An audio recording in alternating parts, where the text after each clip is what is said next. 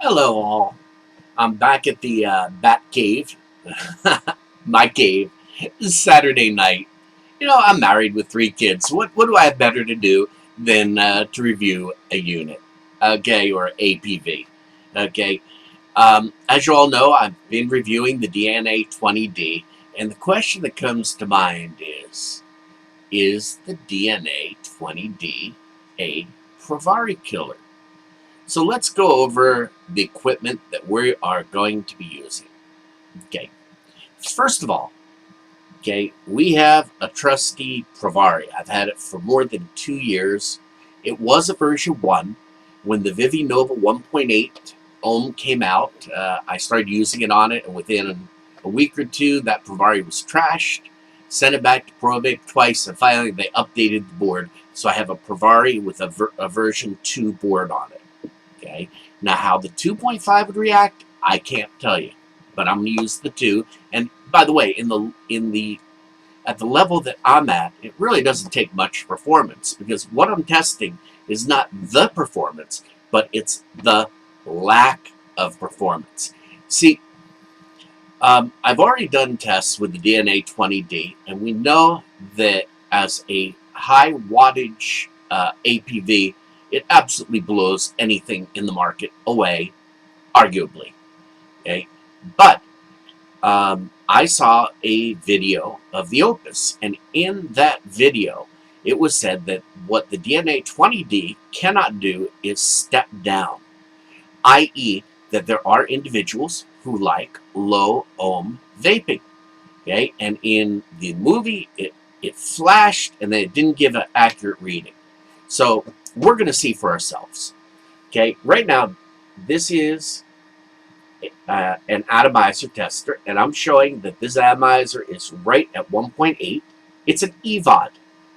What it's supposed to be at, I don't know, but it's showing 1.8 on my atomizer tester. I have a Tankometer. Okay, I again have an Evod. Okay, those are the 3. Okay, the other piece of testing equipment is, of course, my trusty Provari. And let's start off the first test. Okay, and the first test basically is at 7 volts. What is going to happen? Okay, I got a fully charged battery here. Okay, and just to prove it, 1, 2, 3, 4, 5, 6, 7, 8, 9, 10. Don't you hate it? Okay, it's showing 4.2 on my Provari. Whoa, you can't see it, but I can. So I got a 4.2 that I just charged. All right, and we're going to accept that. So, and pardon me for not being prepared. I'm going to go to my Ohm's Law calculator. Okay, and I'm going to put 7 watts in, resistance 1.8, and the ohms calculator is saying that my voltage should be 3.55. So let's set it at 3.6 on the Provari. Okay, here we go. As you can see,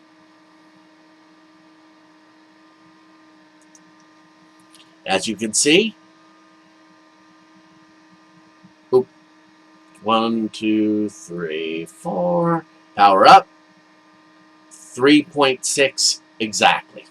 Okay, you can't see it, I can, except that I'm telling the truth.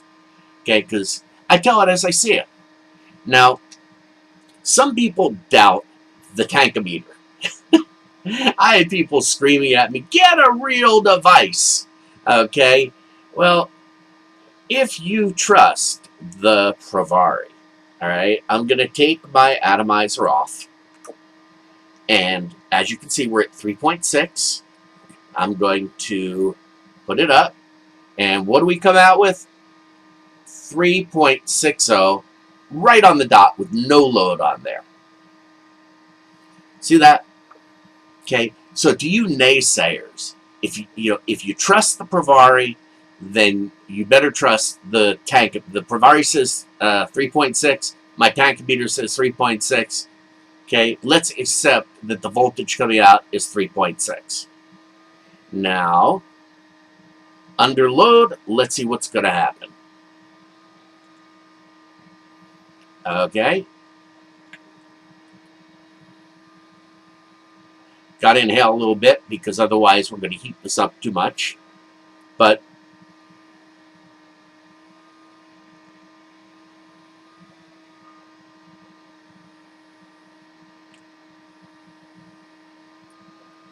what I'm saying is that the Provari is going between 3.56 and 3.8.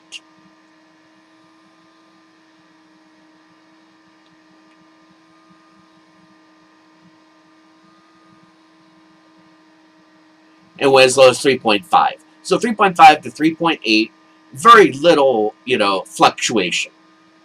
Not bad for 7 watts. Okay.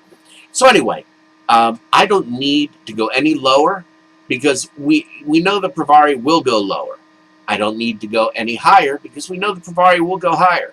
Okay, this is the 7 watts that is the lowest point, for the DNA20D. The next video, we're going to take the DNA20D with a full battery, and we're going to see if it will step down the voltage or if it's not going to step down the voltage.